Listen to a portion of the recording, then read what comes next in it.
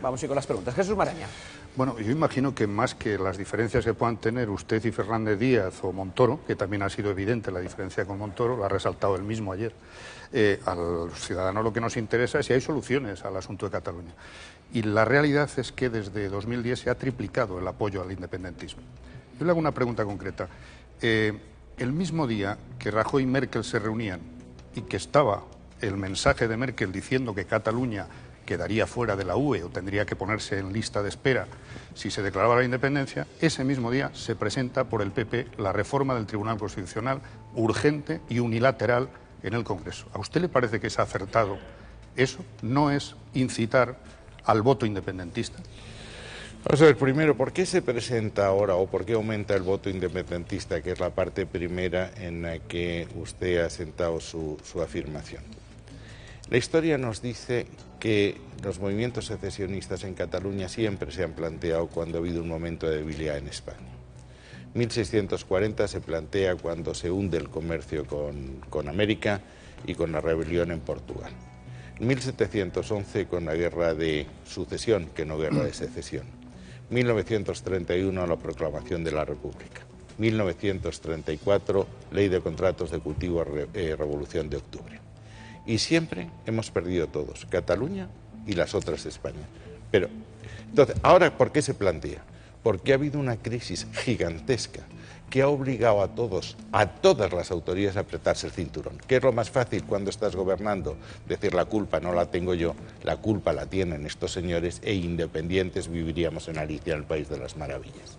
O sea, ¿usted cree que la causa de la multiplicación del independentismo es por la crisis económica? Absolutamente, igual que ha habido multiplicación de movimientos populistas no solo en España, en toda Europa, que simplemente cuando las cosas no les van bien y la crisis ha sido una crisis severísima, lo que hacen es decir lo que está no sirve. Y cualquier líder, y más lo ha hecho, es decir, más no se hace responsable de los recortes que ha tenido que hacer. Los recortes son todos de Madrid, ninguna responsabilidad del tripartito o su gobierno, la versión laica de los santos inocentes, y por tanto desvía la atención a otro y no se habla de esas cosas. Ahora nadie le está pidiendo cuenta a más por el 3%, por los recortes en educación, en sanidad. Estamos en aquella frase de Companys, el alma inmortal de nuestro pueblo se levantará como una hostia santa y toda Cataluña... Pero ustedes responsabilizan de todo eso a la otra parte, por decirlo así, pero es que no es lo mismo estar en la oposición que en el gobierno. Es decir, ustedes están gobernando desde el año 2011.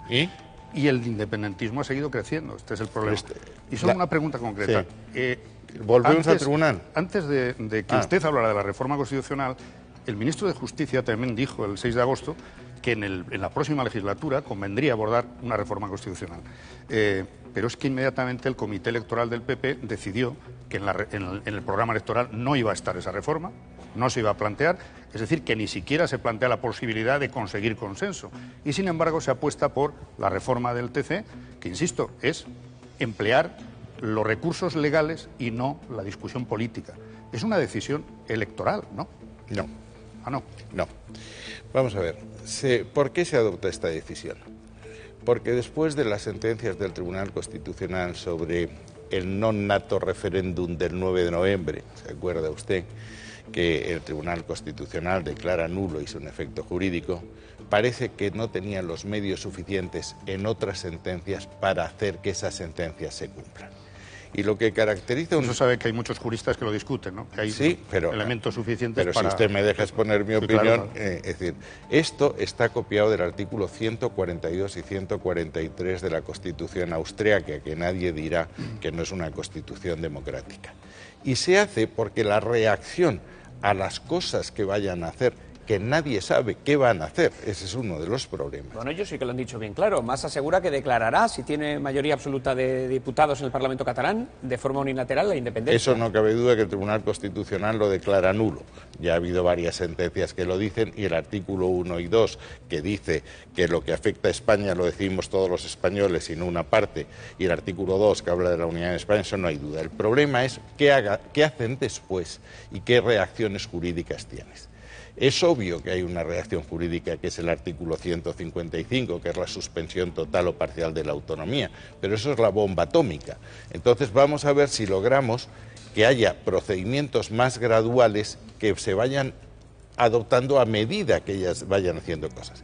Y a mí que haya una reforma del Tribunal Constitucional para decir algo tan claro, que cuando una sentencia se dicta hay que ejecutarla y hay que cumplirla, pues me parece que eso es el Estado de Derecho. La proposición contraria sería que un Estado de Derecho es bueno cuando las sentencias no se cumplen, lo cual me parece absurdo.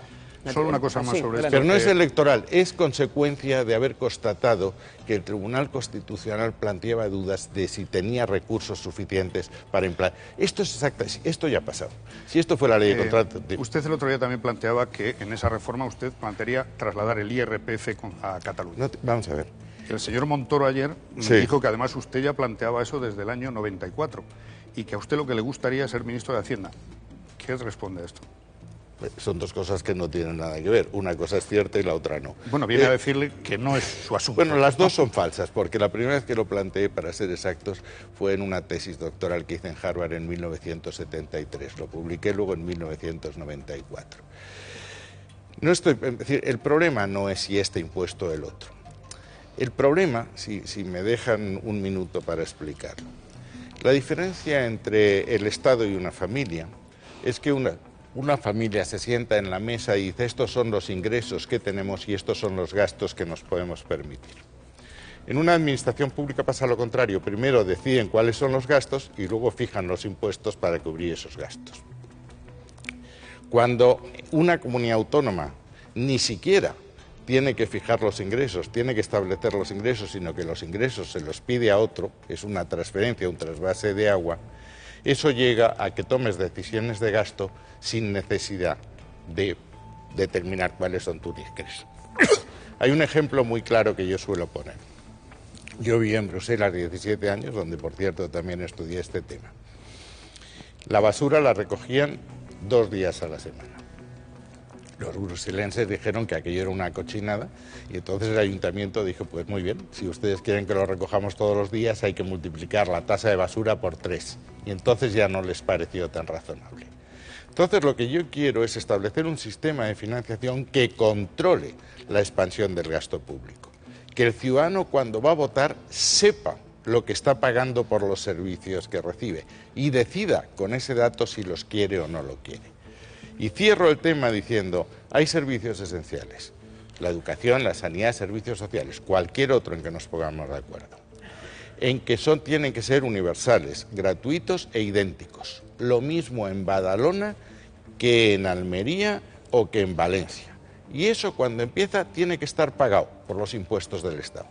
Y la comunidad autónoma que quiere prestar servicios que no están en esa lista, o mejorar la calidad, pues tiene que buscarse la vida. Yo a mis hijos les digo, la casa, la comida, los estudios pagados, ahora la fiesta a vosotros. Que usted quiere autopistas iluminadas, ponga un peaje que lo paguen los suyos.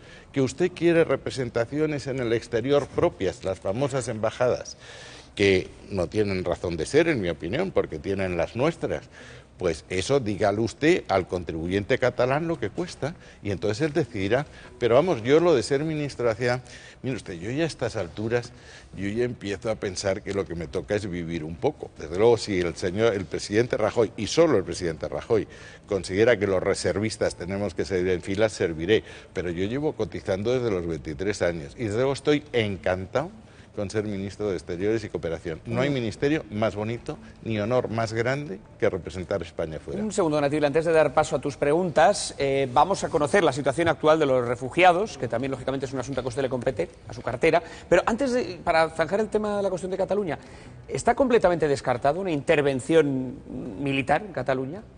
Hombre, por Dios, lo que se ha hecho con el tribunal es intentar alejar el artículo 155, fíjese usted de lo que estamos hablando, lo otro está absolutamente descartado. Es decir, lo que estamos diciendo es, primero vamos a ver qué pasa, porque es que esto no está nada claro, es que el presidente Mas ha logrado, si tengo 30 segundos, es decir, el presidente Mas tenía 62 escaños sobre 135, lee mal otra diada y disuelve para tener 68, la mayoría, se queda en 50.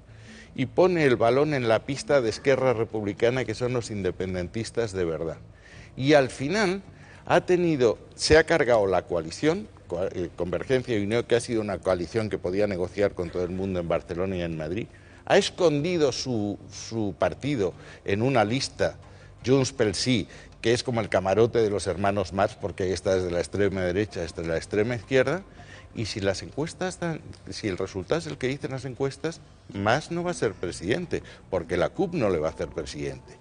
Y ha logrado, desde el punto de vista de un partido de centro-derecha como es como Convergencia, un milagro que no se había producido desde 2000 años. Las 3 grandes candidaturas están encabezadas por el Partido Comunista.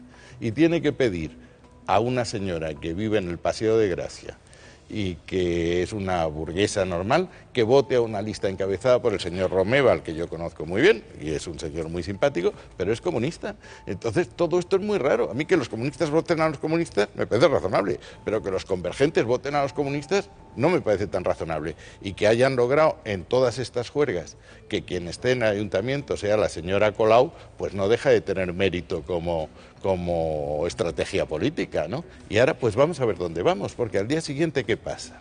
Bueno, pues y a estos catalanes que les han dicho que la declaración era estupenda y que las pensiones iban a subir y tal, cuando les expliquen, oiga, que tienen ustedes una deuda importante, que sus exportaciones han perdido competitividad porque están ustedes fuera de la Unión Europea y todo lo que vendan a las otras Españas, a la Unión Europea, tiene que pagar aranceles, que ya no tienen los beneficios de los 130 acuerdos que la Unión tiene fuera, pues todo esto es muy complicado.